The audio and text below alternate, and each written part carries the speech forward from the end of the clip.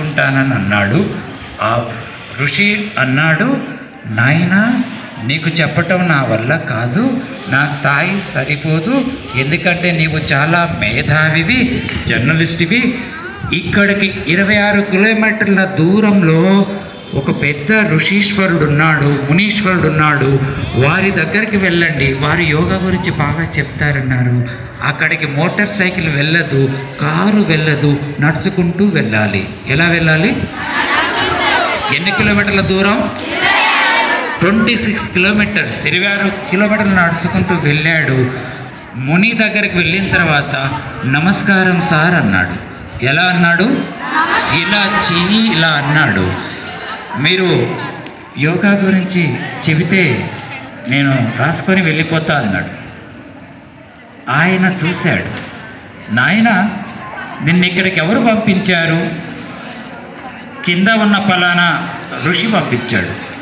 వారి నుంచి slip, reference letter అంటారు కదా, వారు పంపించినట్టుగా ఏమన్నా రుజువు తీసుకొచ్చావా అంటే వారు ఏమి ఇవ్వలేదు, తెమ్మంటారా, వెళ్ళి తీసుకొని రా అన్నారు. మళ్ళీ నడుచుకుంటూ వచ్చాడు. ఎన్ని కిలోమీటర్లు? మొత్తం ఎన్ని కిలోమీటర్లు నడిచాడు? 26 + 26 52, 52 నాన్న, 42 కాదు, 52 కిలోమీటర్లు నడిచిన తర్వాత వారిలో అలసట ఉంటుందా? అయ్యా చిట్టి తెమ్మన్నారు, మీరు దయతో చిట్టి రాసివ్వండి. అవసరం లేదు, ఈసారి నువ్వు వెళ్ళు, నీకు తప్పనిసరిగా చెబుతారు అన్నారు.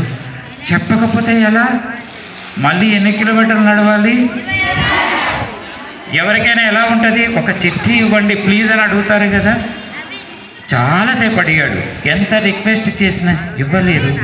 పైగా ఆయన గట్టిగా అన్నాడు, ఈసారి నీవు వెళ్ళు, నా చిట్టి అవసరం లేకుండానే నీకు యోగా గురించి చెబుతారు, వెళ్ళు, నా మాట నీవు నమ్ము అని 3 సార్లు వారు గట్టిగా చెబితే అప్పుడు మళ్ళీ నడుచుకుంటూ వెళ్ళాడు. ఎన్ని కిలోమీటర్లు? మొత్తం ఎన్ని కిలోమీటర్లు అయినాయి? 78. బంగారు కొండ గట్టిగా మంచిగా చెప్పాడు, కాన్ఫిడెంట్గా చెప్పాడు. కాన్ఫిడెంట్గా నీకు శ్రీమద్ భగవద్గీత గిఫ్ట్ ఇస్తాను, బహుమతి.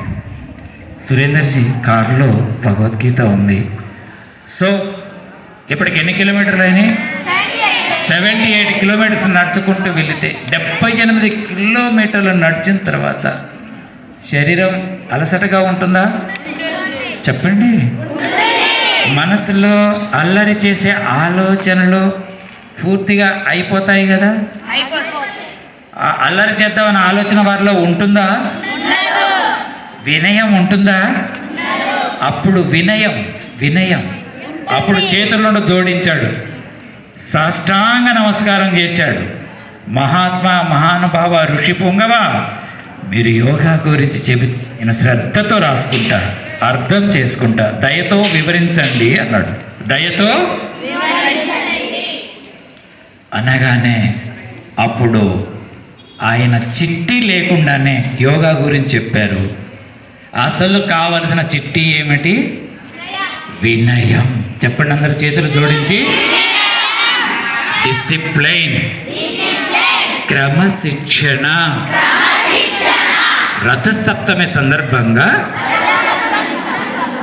మనం నేర్చుకోవలసింది ఒక్కటే, ఆ ఒక్కటి చాలు. మనం ఉన్నతంగా ఎదగడానికి అదే వినయం. వినయం ఉన్న చోట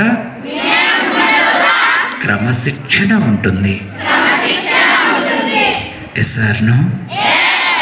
ఆ బాలకృష్ణ మీనన్ అనే జర్నలిస్ట్ ఈ విధముగా యోగా గురించి తెలుసుకోవడానికి 78 కిలోమీటర్లు మంచుతో కప్పి ఉన్న హిమాలయ పర్వతాలలో చల్లని ప్రదేశంలో నడుచుకుంటూ వెళ్ళాడు. కాబట్టి అంత వినయంతో, సహనంతో సాధన చేశాడు. కాబట్టి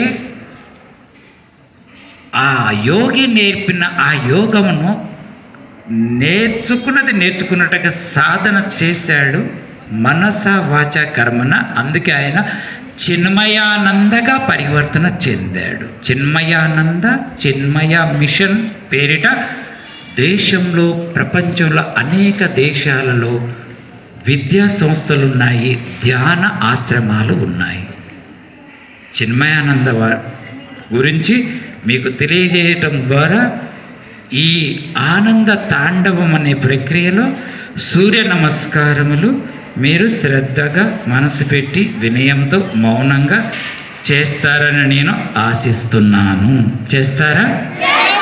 మీరు మౌనంగా శ్రద్ధగా చేస్తే నేను పూర్తిగా చేస్తా. ఇంకొక మాట చెప్తున్నా, ఇంతమందిలో మాట్లాడే వాళ్ళు ఒక 5, 10 మంది, 20 మంది అంతే, అంతకంటే ఎక్కువ ఉండరు. ఒక్కరి పక్కన చుట్టూ 10 మంది ఉంటారు. ఇలా సైగ చేయండి, మీరు మళ్ళీ ఏం మాట్లాడకుండా 10 మంది ఇలా సైగ చేస్తే ఆ ఒక్కరు మౌనంగా ఉంటారు. సమాజం అంతటా కూడా ఇదే పరిస్థితి ఉంది. ఈ చిన్న చర్య చేయడం ద్వారా సమాజం అంతా కూడా ఉన్నత మార్గంలోకి వస్తుంది. ఓకే, సో ఇక నాన్న ఆ సాంగ్ ప్లే చేయడం రెడీగా ఉండండి.